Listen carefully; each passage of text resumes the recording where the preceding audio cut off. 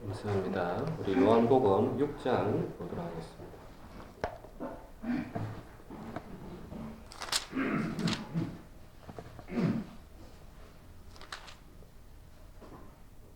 6장 1절부터 제가 읽겠습니다. 그 후에 예수께서 디베랴의 갈릴리 바다 건너편으로 가시매 큰 무리가 따르니 이는 병자들에게 행하시는 표적을 보았음이라. 예수께서 산에 오르사 제자들과 함께 거기 앉으시니 마침 유대인의 명절인 유월절이 가까운지라.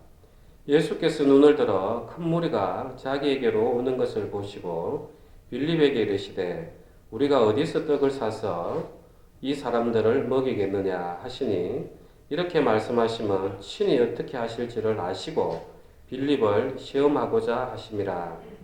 빌립이 대답하되 각 사람으로 조금씩 받게 할지라도 200데나리온의 떡이 부족하리이다.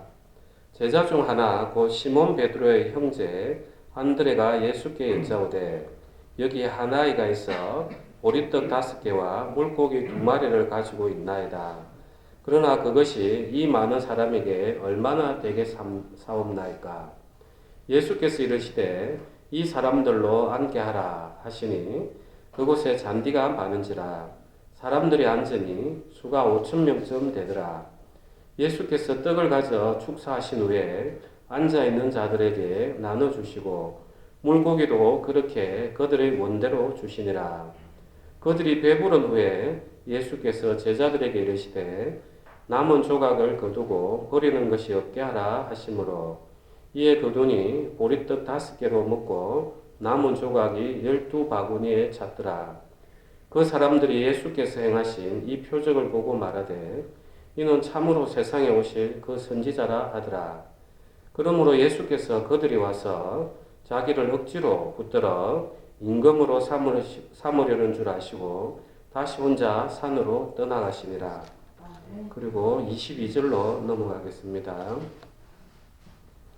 이튿날 바다 건너편에 서 있던 무리가 배 한 척 외에 다른 배가 거기 없는 것과 또 어제 예수께서 제자들과 함께 그 배에 오르지 아니하시고 제자들만 가는 것을 보았더니 그러나 디베랴에서 배들이 주께서 축사하신 후 여럿이 떡 먹던 그곳에 가까이 왔더라. 무리가 거기에 예수도 안 계시고 제자들도 없음을 보고 곧 배들을 타고 예수를 찾으러 가버나움으로 가서 바다 건너편에서 만나 라비여 언제 여기 오셨나이까 하니 예수께서 대답하여 이르시되 내가 진실로 진실로 너희에게 이르노니 너희가 나를 찾는 것은 표적을 본 까닭이 아니요 떡을 먹고 배부른 까닭이로다. 썩을 양식을 위하여 일하지 말고 영생하도록 있는 양식을 위하여 하라. 이 양식은 인자가 너희에게 주리니 인자는 아버지 하나님께서 인치신 자니라. 그들이 묻되 우리가 어떻게 하여야 하나님의 일을 하오리까? 예수께서 대답하여 이르시되 하나님께서 보내신 이를 믿는 것이 하나님의 일이니라 하시니 그들이 묻되 그러면 우리가 보고 당신을 믿도록 행하시는 표적이 무엇이나이까? 하시는 일이 무엇이니까? 기록된 바 하늘에서 그들에게 떡을 주어 먹게 하였다 함과 같이 우리 조상들은 광야에서 만나를 먹었나이다.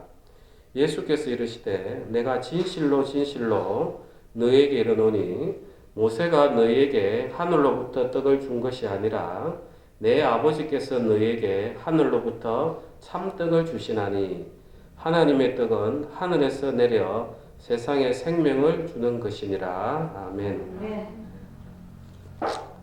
예, 저는 이제 우리가 이 말씀은 참 많이 듣는 말씀이에요. 떡 5개와 물고기 2마리. 그래서 오병이어의 기적이다.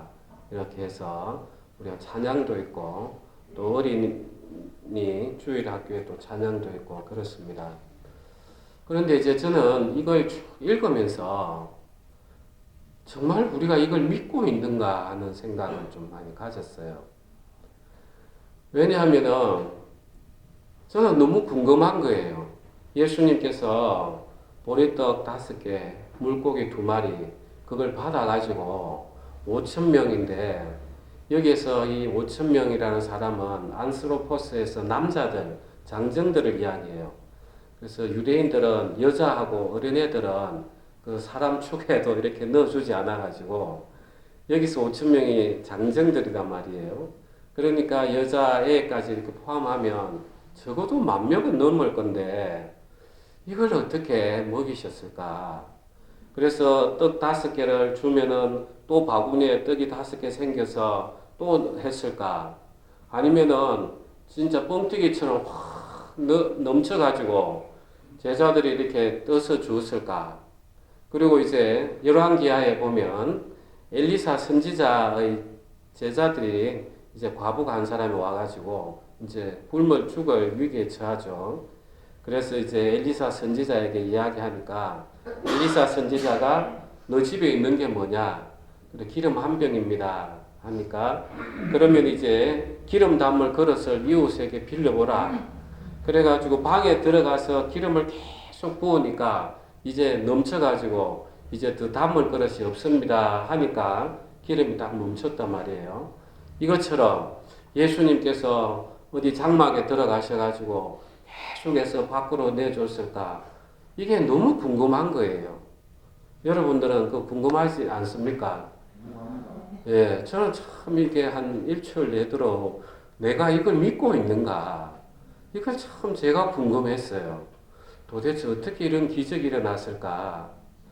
예수님께서 가나 혼인잔치 때 그 물로 포도주를 만드는 거는 그래도 좀 납득이 돼요. 뭐 물이 가다가 하나님 짠 해서 바꾸실 수 있으니까. 그런데 이 떡이 계속해서 만들어진다. 만나가 내리는 것도 아니고. 그래서 여러분도 사실 제 이야기 듣고 보니까 궁금하죠? 우리가 그러지 않으면은 하나의 말씀이니까 사실이겠지 이렇게 생각한단 말이에요. 그런데 이걸 진짜 펴놓고 내가 믿고 있는가 이 생각이 참 많이 들었어요. 그래서 이런 생각들이 드니까 이제 신학이 크게 두 가지로 이렇게 우리가 볼 수가 있어요. 우리가 예전에는 가톨릭이 모든 것들을 지배하고 있었을 때는 우리가 사실 일반인들이 신앙을 한다 해도 무지했단 말이에요. 성경이 내 손에 이렇게 있는 게 아니라 우리가 성당에 가톨릭 예배 드릴 때 거기에 창고에 이렇게 해서 두루마기처럼 하거나 또 큰 책으로 필사했던 걸 읽어주니까 그것도 라틴어로 일반인들은 그냥 이제 그 신부가 이야기하는 거 그게 그냥 그런 줄로 알거니와 또 라틴어를 모르면 우리가 그림을 보고 아 이게 예수님이야 이래서 우리의 죄가 없어져서 이렇게 이제 배웠단 말이죠. 그래서 이제 이 그 가톨릭에서는 참 타락하기가 좋았습니다. 왜냐하면 무지 속에 있으니까 그 신앙인들이 자기들이 그냥 예수의 대리자가 돼서 그냥 타락할 수 있는 만큼 타락한 게 이 가톨릭이었죠. 그래서 기독교가 정치와 결합하면은 어떻게 되는지 이미 역사에서 보여줬어요. 그 다음에 이제 개신교에서 종교혁명이 일어납니다. 종교개혁이 일어나가지고 이제 사람들이 야 이제 우리가 로마 교황에서 벗어났구나. 이제 우리가 진짜 성경을 가지고 하나님을 믿을 수 있구나. 이렇게 이제 생각하는 시기가 왔어요. 그런데 이제 이런 시기가 왔는데 역사적으로 보면은 너무나 많은 전쟁이 일어난 거예요. 로마 교황하고 개신교가 전쟁을 일으키기도 하고 또 개신교 내부에서도 또 서로가 서로를 배척하고 이단 문제가 일어나고 정말 이 사람들은 이제 종교개혁이 일어나면 새로운 세상이 올 줄 알았는데 그게 아니었어요. 그리고 또 시대적으로는 이제 과학이 엄청 발달을 하기 시작을 했습니다. 그래서 이제 별들도 움직임이 측정이 되고 자연 현상도 이해가 되고 그 다음에 우리가 기계도 만들고 이제 이러니까 인간의 이성으로 오히려 내가 예수를 믿고 가톨릭에 다닐 때보다 더 물질적으로 풍요하니까 이제 사람들이 성경 이야기를 하면 웃는 거예요. 너 아직도 그거 믿고 있냐? 이런 와중에 이제 자유주의 신학이 이제 태동을 했습니다. 이 자유주의 신학은 우리가 막 욕을 하는데 그거 믿으면 안 돼. 이러는데 한편으로는 이해가 돼요. 왜 이해가 되느냐? 그런 시대에서 이 기독교를 지켜내려고 그래 오늘 같은 이야기는 신화적인 이야기니까 이는 우리가 좀 제껴내더라도 예수님의 가르침이 얼마나 좋냐 하면서 이제 성경을 구분을 해내는 거예요. 이거는 믿을 수 있고 이거는 믿을 수 없고 그러면서 우리는 계속해서 신앙을 해야 된다.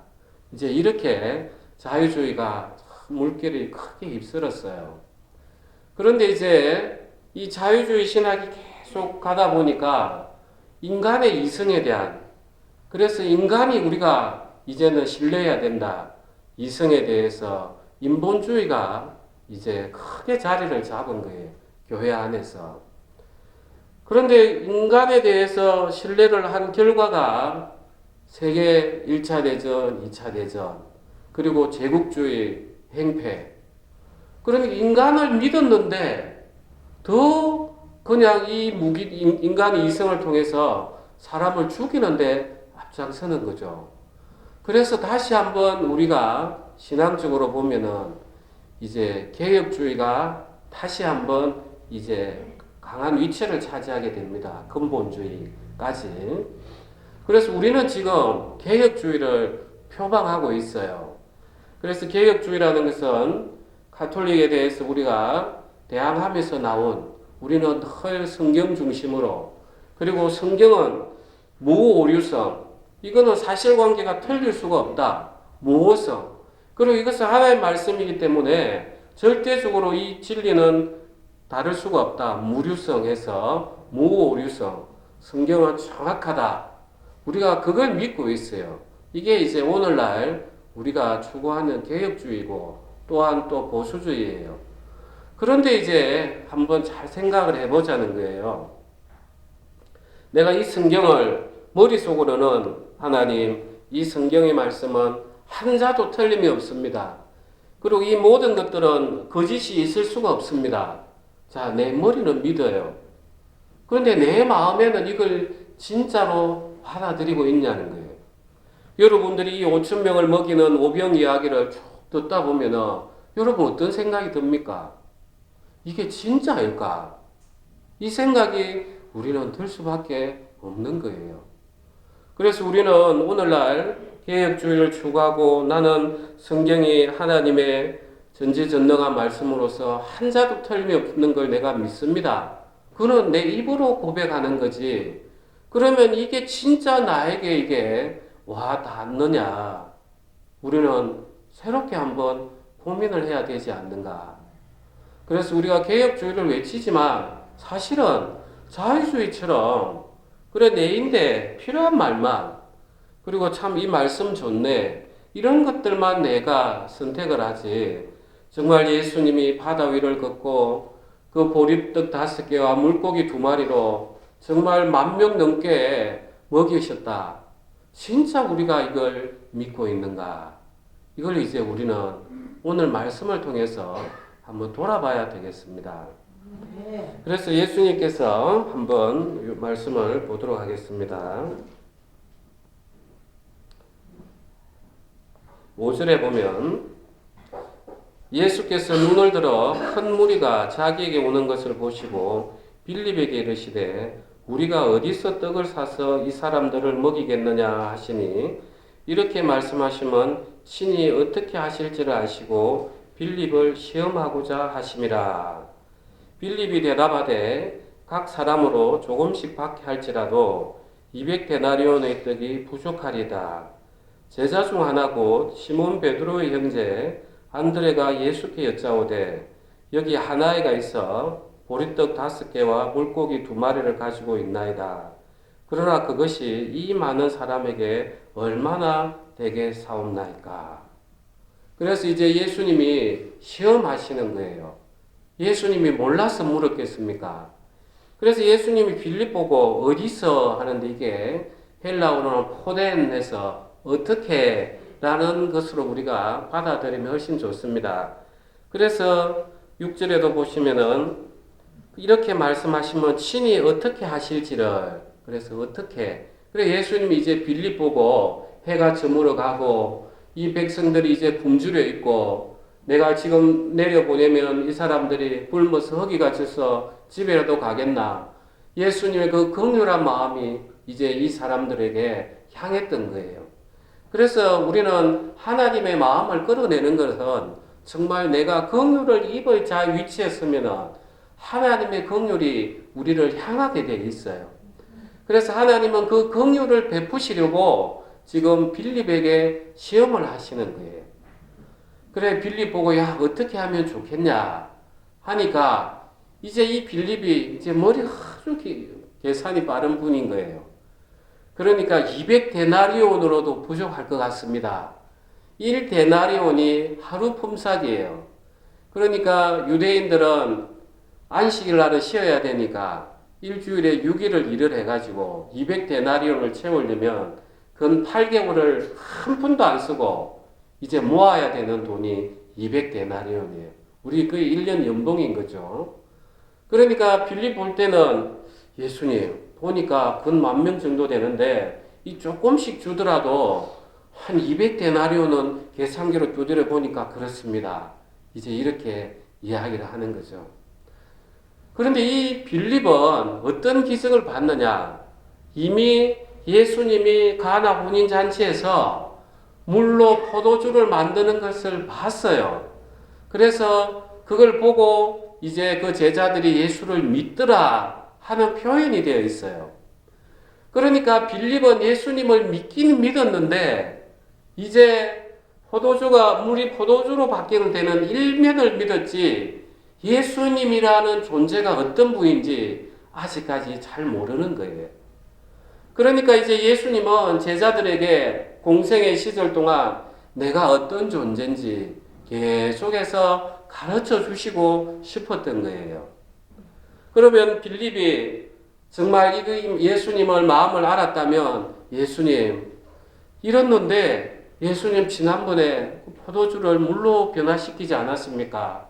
그리고 38년 된 병자도 주님 말씀으로 고치셨지 않았습니까? 제가 아무리 봐도 지금 우리가 가진 것은 아무것도 없는데 예수님 당신이 일하셔야 되겠습니다 하면서 그 일을 예수님 앞으로 들고만 나가면 되는데 못 들고 나가는 거예요.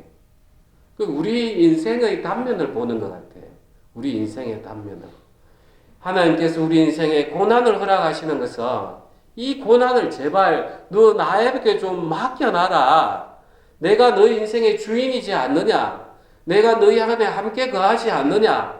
이걸 원하시는데 우리는 털 머리 쓰기 바쁜 거예요. 여기 앉아있지만 내가 사업을 이렇게 하고 이렇게 하면은 내가 빚을 갚을 것 같고 내가 이렇게 하면은 이제 자녀가 잘 될 것 같고 늘 내 생각 따라 이제 흘러가고 있는 거예요. 여러분들 그렇죠?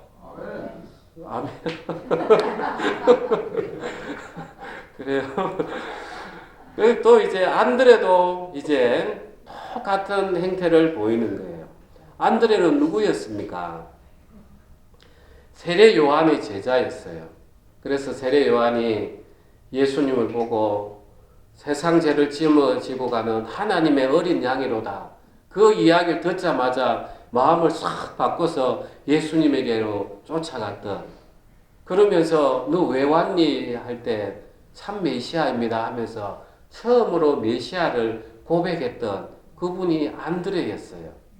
그리고 그 동생입니까? 그 형제에게 베드로에게 내가 메시아를 만났다고 제일 먼저 복음을 전한 그게 안드레였어요. 그러면 적어도 안드레도 이 빌립이 그런 말을 내뱉으면 빌립 지금 우리가 200데나리온이 어디 있어? 지금 우리가 가지고 있다고 해서 이 많은 사람들 어떻게 우리가 양식을 구할 수 있겠냐고 우리가 예수님에게 더 무릎을 꿇어야지 이렇게 나가면 좋은데 어떻게 찾아가지고 애 도시락을 뺏어와가지고 보리떡 5개 하고 고기 2마리 그걸 보여주면서 예수님 보십시오. 우리 가진 이거밖에 없습니다. 큰일 났습니다. 이제 이렇게 보여주는 거죠. 그래서 참 제가 이걸 보면서 이런 믿음들을 도대체 어떻게 가질 수 있을까? 분명히 성경에 보면 너희는 무엇이든지 기도하고 구한 것은 받은 줄로 믿으라 이렇게 이야기하시는데 어떻게 이걸 내 믿음으로 만들어낼 수 있는가? 그걸 참 많이 생각을 했습니다. 그래서 우리가 내가 진짜 죄 때문에 내가 어떻게 하면 이 죄사함을 받아서 하나님 앞에 나아갈 수 있을까? 죄 때문에 깊이 고민하는 사람들은 성경에 내가 너희 죄를 다 용서했다. 이 말씀이 그냥 크게 확 내게 받아들이면서 붙잡고 이 말씀이 내게 자리를 잡으면서 내가 성령의 은혜를 입는 그런 것들을 우리가 받을 거예요. 죄에 아주 민감하다면 또 내가 진짜 병에 불치병에 걸렸어요. 자, 그런 분들은 성경의 어떤 부분을 가장 마음에 잡고 싶어 하겠습니까? 예수님께서 그 환자를 낫게 하는 38년 된 병자 보고 내 자리를 들고 일어나 걸어가라.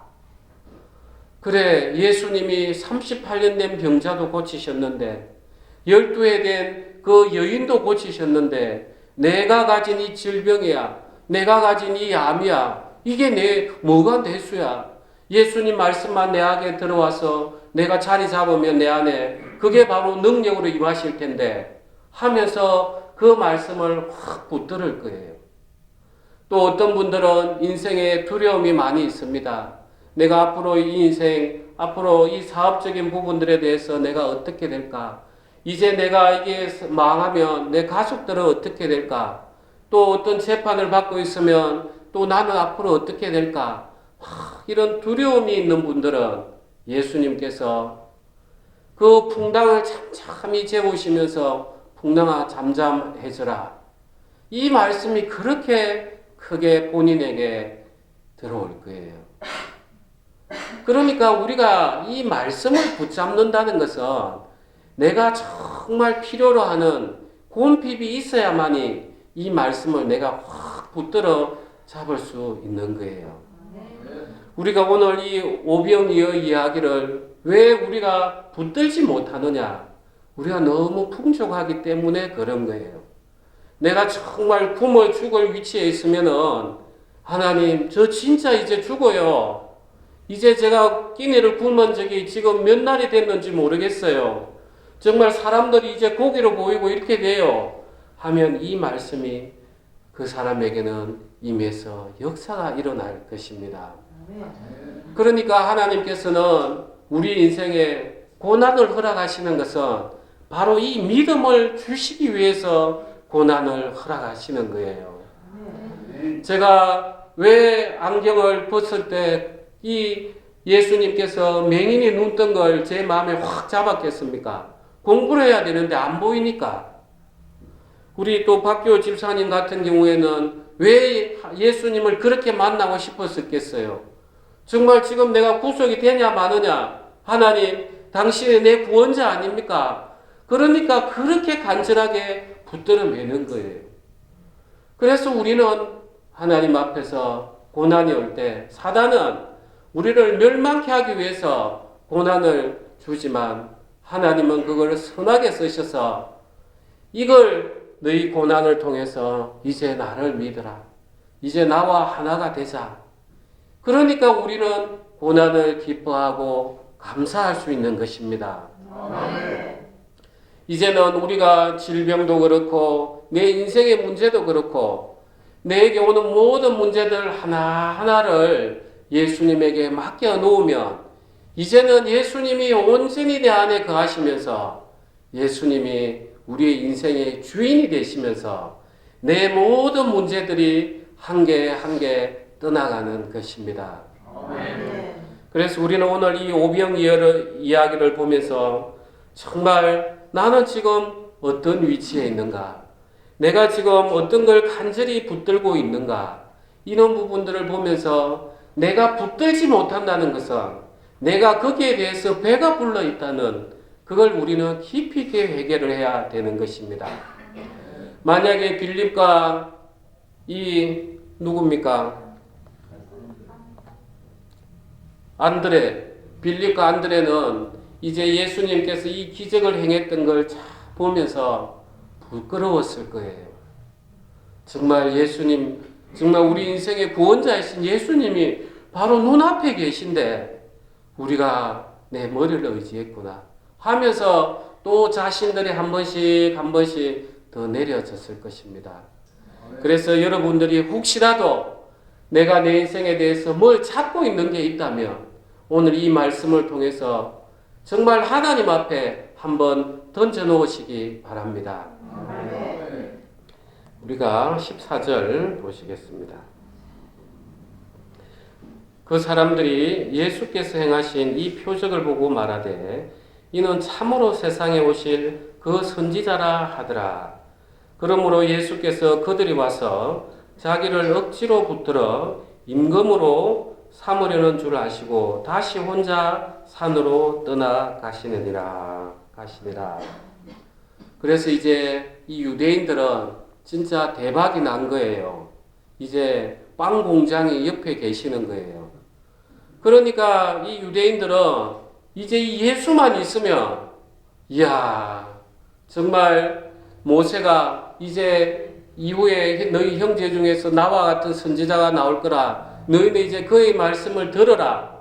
그래서 다윗의 족속을 통해서 예수 그리스도가 왔는데 이제 이걸 생각하면서 그때는 하늘에서 만나를 내려주셨지 이제는 옆에서 빵을 주시네 하면서 임금으로 삼고 싶었던 거예요. 자, 이 유대인들은 바라보는 게 뭐냐 하면은 이 땅에서 썩어질 육체를 위한 그 양식을 주는 그 선지자, 그 메시아가 필요했던 거예요. 그런데 정작 예수님은 뭘 주시고 싶었어요? 예수님 당신을 우리에게 주시고 싶었어요. 그래서 예수님은 하늘의 이야기를 하시고 우리 유대인들은 땅의 이야기를 하는 여전히 그 간격이 하늘과 땅 사이인 것을 우리가 볼 수가 있는 거예요. 자, 예수님의 입장에서 한번 생각해 봅시다. 예수님은 그 당신을 우리에게 주시고 싶은데 유대인들은 예수님 빵 좀 주십시오. 그래서 하나 되는 것이 아니라 예수님을 그야말로 우리의 종으로 삼고 싶은 그런 마음이 가득한 거예요. 그야말로 기적이 일어나니까 와 기적을 봤으면은 정말 저 예수님은 하나님의 능력을 가지신 것 같아. 그러면 우리가 좀 더 따라다니면서 진짜 우리가 진정으로 바라보는 메시아인가 이걸 살펴봐야 되는데 그 본질은 내 필요에 의한 거더라는 거죠. 그래서 오늘날 우리가 많은 그리스도인들이 우리의 예수님하고 어떻게 하나 되는지를 모르면은 우리는 무당이 점쟁이가 당신 아들은 어떻게 되고 당신 병은 어떻게 되고 이야기하면 금세 그 표적 따라서 그 무당 믿으러 가는 그런 존재가 될 수밖에 없어요. 그러면 예수님은 우리에게 당신을 이렇게 다 주시고 싶은데 이제 어떻게 생명의 떡으로서 우리가 먹을 수 있느냐는 거예요.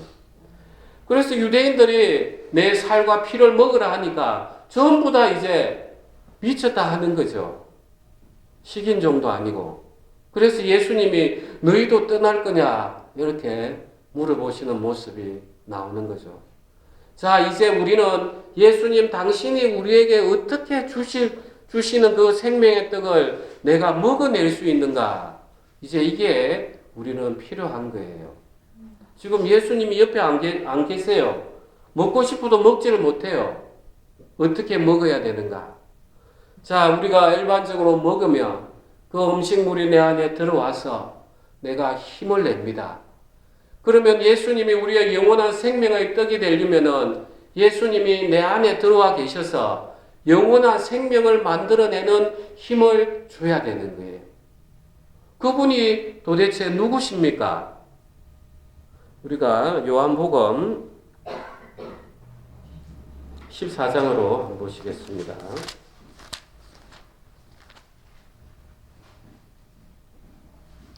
14장 25절.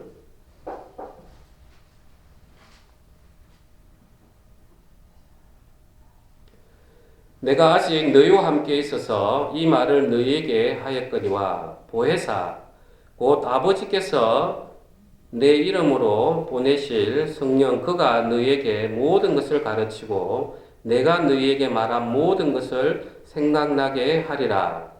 그 다음에 15절 26절도 한번 같이 합독하시겠습니다. 내가 아버지께로부터 너희에게 보낼 보혜사 곧 아버지께로부터 나오시는 진리의 성령이 오실 때 그가 나를 증언하실 것이요.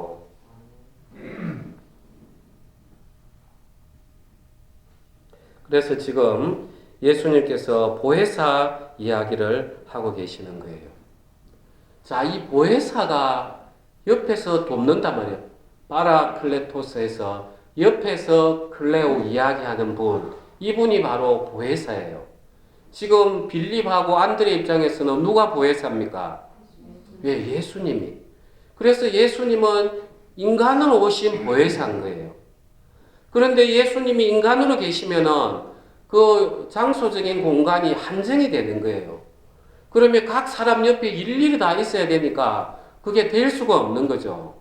그래서 예수님께서 내가 떠나는 것이 너희에게 유익이라. 그래서 보내신 분이 성령이신 거예요. 그래서 내 안에서 함께 거하시면서 마치 오늘 이 빌립하고 안드레에게 이야기하시듯이 하나하나 말씀을 가르쳐 주시는 분이 바로 보혜사 성령이신 거예요. 그래서 생명의 떡을 먹는다는 게 성령을 받으라는 거예요. 성령을 받으라. 이 성령을 받으면 이제 똑같은 거예요. 얘 나를 증거하는 것이다. 내가 한 말씀을 생각나게 할 것이다. 그러니까 우리가 성령을 받으면은 하나님 이런 어려움이 있는데 당신은 이렇게 이야기하시지 않았습니까? 그래서 바로 옆에서 예수님이 지금 나와 함께 계시면서 이야기하는 것처럼 이제 내 안에 계시면서 이야기를 하시는 거예요.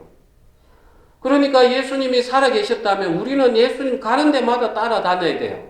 밖에서 자고 또 배 타고 가다 풍랑도 만나야 되고. 그런데 예수님이 영으로서 우리 안에 계시니까 얼마나 우리에게 유익합니까? 그래서 너희가 생명의 떡을 먹는 방법은 너희가 성령을 받으라. 성령을 받으라. 자, 예수님은 유대인들이 왕으로 삼으려고 하니까 산으로 가버리시는 거예요. 왜? 내 안에 거하려고 하면은 우리는 사랑으로 거해야만 돼요.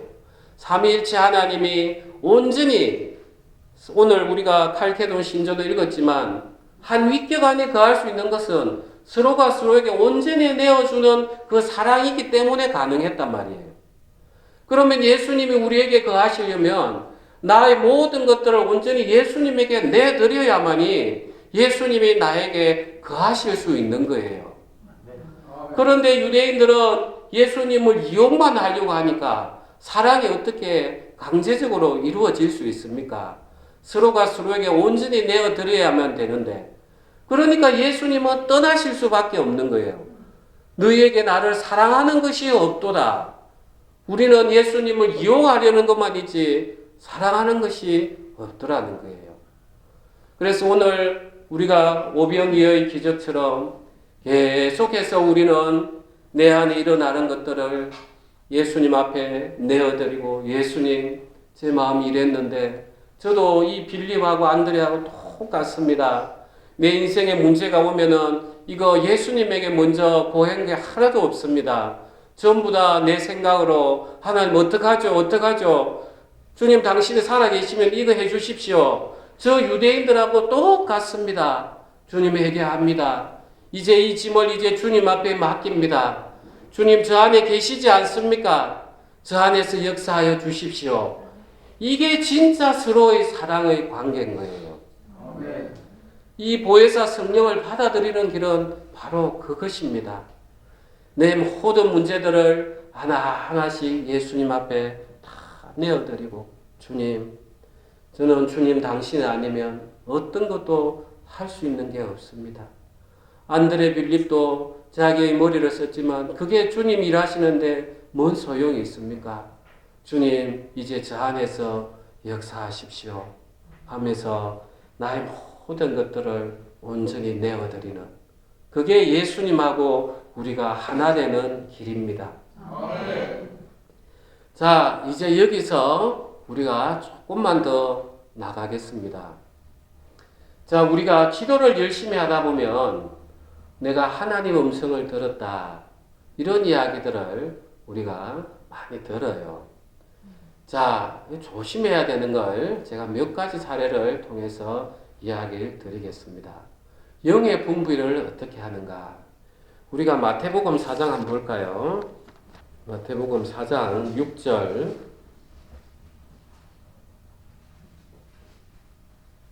5절부터 읽겠습니다. 이에 마귀가 예수를 거룩한 성으로 데려다가 성전 꼭대기에 세우고 이르되 내가 만일 하나님의 아들이거든 뛰어내리라 기록되었으되 그가 너를 위하여 그의 사자들을 명하시리니 그들이 손으로 너를 받들어 발이 돌에 부딪히지 않게 하리로다 하였느니라. 예수께서 이르시되 또 기록되었으되 주 너의 하나님을 시험하지 말라 하였느니라 하시니, 이 기록된 말이 어디에 있냐면 시편 91편에 있습니다. 시편 91편 한번 보겠습니다. 11절, 12절 제가 한번 읽겠습니다. 그가 너를 위하여 그의 천사들을 명령하사 내 모든 길에서 너를 지키게 하심이라. 그들이 그들의 손으로 너를 붙들어 발이 돌에 부딪히지 아니하게 하리로다. 자, 하나님께서 이 시편 기자를 통해서 이 말씀하신 이유는 내가 너희를 지키겠다는 거예요. 그래서 너희는 안심하라, 내 안에 거하라. 이렇게 이제 하나님 주신 말씀은 사단이 아주 교묘하게 하나님이 너 지킨다며 너 한번 뛰내려 봐, 이렇게 유혹을 하는 거예요. 그러니까 예수님이 기록되었으되 너희 하나님을 시험케 하지 말라, 시험치 말라.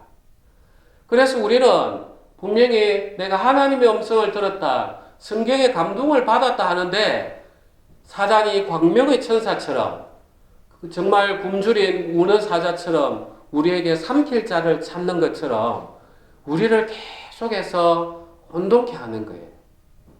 우리가 신앙의 초기에는 이런 분별이 없기 때문에 전부 다 내가 이게 하나님이 주신 말씀으로 생각을 하는 거예요. 그래서 몇 가지 기준을 제가 먼저 말씀을 좀 드릴게요. 자, 결국은 하나님의 말씀은 우리에게 성령의 감동을 통해 오는 거죠. 그러면은 성령의 열매가 우리가 9가지가 나와 있어요. 사랑과 희락과 화평과 우리 갈라디아서에 쭉 나와 있어요. 그래서 내가 하나님으로부터 말씀을 받았으면 분명히 기쁨이 흘러나와야 돼요. 평안이 흘러나와야 되고. 그런데 이제 간혹 제가 만나시는 분들 중에 저는 어릴 때, 수양회 때, 중학교 때, 고등학교 때 가서 제가 기도 중에 너는 선교사가 되라 하는 감동을 받았습니다. 그래서 저는 참 제가 이 길이 오기는 싫었는데 제가 그 약속한 서원 때문에 제가 이 길을 가고 있습니다. 이렇게 이야기하시는 분들이 있어요. 자, 이분은 진정으로 하나님의 감동으로 받은 거라고 보십니까? 아니에요. 왜냐하면 구약 성경에 보면 어릴 때 서원하면 아버지가 그 서원을 듣고도 모른 척하고 인정하면은 그게 서원으로 효력이 있는데 아버지가 그거 안 돼 하면은 그 서원이 효력이 없어요. 왜냐하면 자기가 장성해서 정말 내가 하나님 음성을 구별하고 이때 내가 받았던 소명인지 콜링인지 구분을 해내야 되는 거예요. 그런데 어릴 때 막 감동으로 와가지고 그래 너는 선지자로 가, 선교사로 가, 그거는 우리가 믿을 수 없어요. 정말 그 사람에게 하나님의 콜링을 주어졌다면 그 사람은 기쁨으로 그걸 해내는 거예요. 그런데 그게 내 인생의 짐이 된다. 하나님은 우리에게 짐을 지우시는 분이 아니에요. 그래서 그런 저는 간증도 들어봤습니다. 그래서 우리가 하나님의 감동으로 오는 것은 분명히 내 안에 기쁨이 있고 평안함이 있고 내게 사랑함이 흘러나가게 되어 있어요. 그런데 마치 내가 뭘 해야 될 것 같고 이런 것들은 우리는 조심을 해야 됩니다. 자, 또 두 번째, 제가 최근에 어디 교회 유튜브를 보면서 대통령이 당선되기 위해 기도했던 내용을 본 적이 있습니다. 그 예언의 내용이 뭐였냐면 당신이 하나님의 아들이 된다면 대통령으로 임명하실 것입니다. 이거는 전형적인 사단이 주는 소리예요. 자, 사단이 예수님을 어떻게 시험을 했냐? 내가 만약 하나님의 아들이거든. 하나님의 아들이거든. 하나님은 우리에게 조건을 붙이지 않으셨어요. 우리에게 뭘 바랄 게 있습니까? 아무것도 없어요. 오늘 보리떡 5개와 물고기 2마리도 그냥 예수 그리스도의 긍휼함 때문에 나온 거예요. 너희가 앞으로 날 잘 따라다니면 내가 너희를 원대로 배불리게 먹여줄게. 있을 수가 없어요. 그래서 대통령이 됐으면 야, 저 사람이 이제 그리스도니까 당신이 고백을 했기 때문에 대통령이 됐습니다.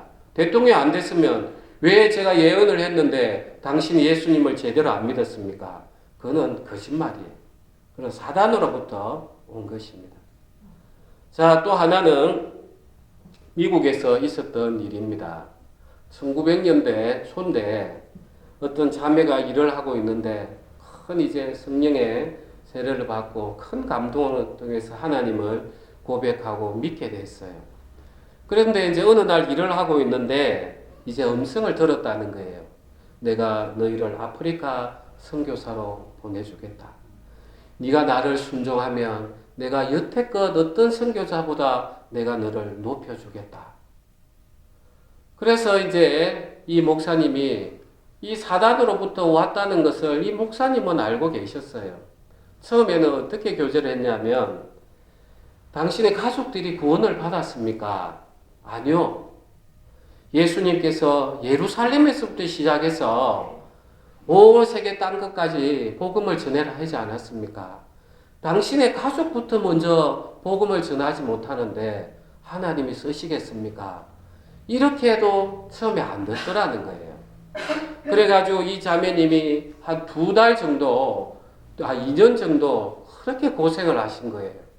그래서 마지막에 와서 또 한 번 더 교제를 한 거예요. 자, 하나님이 우리를 쓴다는 것은 우리 개인의 이름을 높이는 게 아니에요. 하나님이 우리를 쓰신다면 예수님 당신의 영광을 위해 쓰는 거지 우리는 더욱더 낮아져야 되는 게 성경의 말씀이에요. 그러니까 이제 이 자매가 그때서야 내가 음성을 잘못 들었구나 하는 걸 알게 됐던 거예요. 그러니까 예수님께서 성령으로 말씀하시는 것들은 전부 다 성령이 뭡니까? 예수 그리스도를 증거하는 거라. 너희의 말씀을 생각나게 하리라. 성경의 본질을 벗어나지 않아요. 그리고 또 교회에 분쟁이 많은 데를 보면은 늘 성도들이 목사님, 제가 기도하는 중에 목사님 이렇게 하랍니다. 이런 이야기를 많이 해요. 제가 또 한 분을 만났어요. 목사님, 저는 새로운 목사님들에게 발을 씻어주는 제가 소명을 받았습니다. 그래서 저는 늘 새롭게 오는 목사님, 그 다음에 선교사님을 제가 발을 씻어드립니다. 이렇게 이야기하시더라고요. 그래서 제가 형제님, 앞으로 그렇게 하지 마십시오. 성경에는 섬기는 자가 섬김을 받는 자에게 예수님처럼 발을 씻겨드리지 섬김을 받는 자가 섬기는 자를 발을 씻겨주는 경우는 없습니다. 자, 그분은 내가 그 목사들을, 선교사들을 발을 씻어주는 게 그분의 의의가 되는 거예요. 내가 목사 발을 씻겨주면서 이렇게 섬기고 있어. 그래서 교회의 목사를 위해서는 여러분들이 기도할 것은 다른 게 아니에요. 담대하게 그 입을 열어서 복음을 전하게 해달라. 이게 목회자를 위한 가장 최고의 기도예요. 그리고 그 지도자를 따라라. 그래서 내가 마음에 안 들더라도 하나님 순종할 수 있는 마음을 주십시오. 하나님은 그 세운 종들에 대해서는 하나님의 심판이 따로 있어요. 그래서 너희는 선생이 되려고 하지 말라. 그래서 하나님은 질서의 하나님이기 때문에 성도를 통해서 목회자를 가르치려고 그렇게 하지 않아요. 제가 한 번은 또 우리가 한 분을 이렇게 이야기하는 과정에서 그분도 이제 그리스도 신앙인이었어요. 그래서 저는 좀 오랫동안 있기를 원했는데 이제 떠나시면서 문자로 저에게 준 이야기가 있어요. 기도하니까 떠나라고 합니다. 저는 그거는 그 개인의 이야기예요. 왜냐? 성경에 보면은 너희는 어디에 있든 상관을 더욱더 복종하라. 이렇게 되어 있어요. 그러니까 우리는 오늘날 정말 내가 예수 그리스도 영이신 성령의 말씀을 제대로 분간을 못하면서 사단이 주는 소리들, 내 소리들이 막 혼재되어 있는 거예요. 그래서 우리가 영을 분별해라. 다른 게 아닌 거예요. 성경에서 도대체 너희는 어떻게 읽느냐? 이 성경의 말씀을 벗어나지 않는다. 너희는 성경을 제대로 알아라. 그래서 제가 수요 기도회 때 말씀을 좀 나누라고 하는 것이 이 말씀을 생각하고 내 자신을 돌아보면서 계속 생각하는 힘을 키워야만이 어떤 생각이 들어오면 이는 사단이 주는 소리구나. 사단아 물러가라. 또 이 말씀이 들어오면 내 마음에 기쁨이 넘쳐요. 하나님 주시는 말씀이구나. 주님 제 믿습니다. 하면서 또 걸어가는 것입니다. 그래서 오늘 우리가 정리를 하면은 우리 인생에 오는 고난들, 결핍들은 전부 다 우리는 하나님을 찾기 위한 내 육체된 것들을 전부 다 내려놓고 예수님을 온전히 받아들여서 내가 성령에 끌리는 삶을 살아가기 위함입니다. 그래서 이 성령에 이야기하시면 다른 게 아니에요. 이 말씀을 벗어나지가 않는다는 거예요. 오늘날 어떤 분들은 이사가는 날짜까지 기도받았다는데 저는 그거 보면서 예수님이 점집에 무당이 언제 되셨나 이해가 안 돼요. 우리가 어디 날짜가 어때요? 예수님이 우리와 함께 계시는데 뭐가 두려울 게 있어요?